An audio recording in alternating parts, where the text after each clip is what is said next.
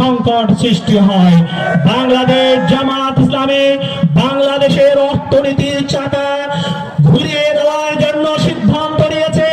কৃষকদেরকে আধুনিকায়ন করা হবে, বৈজ্ঞানিক পদ্ধতিতে চাষাবাদের জন্য বিনা সুদে তাদেরকে ঋণ দেওয়া হবে, কৃষি ঋণ দেওয়া হবে।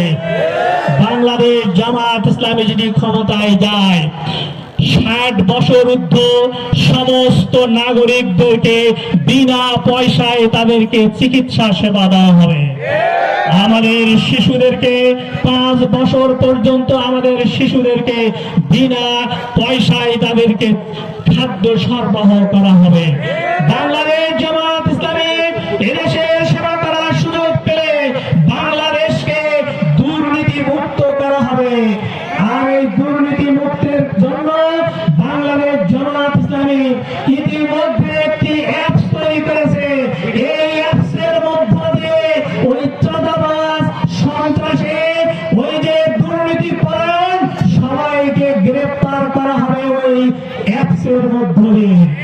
বাংলাদেশ জামাত ইসলামী যদি এসে রাষ্ট্র ক্ষমতায় যেতে পারে, আমাদের মাদের, আমাদের বোনদের নিরাপত্তার জন্য সর্বোচ্চ সতর্ক থাকবে এবং সর্বোচ্চ দায়িত্ব পালন করবেন।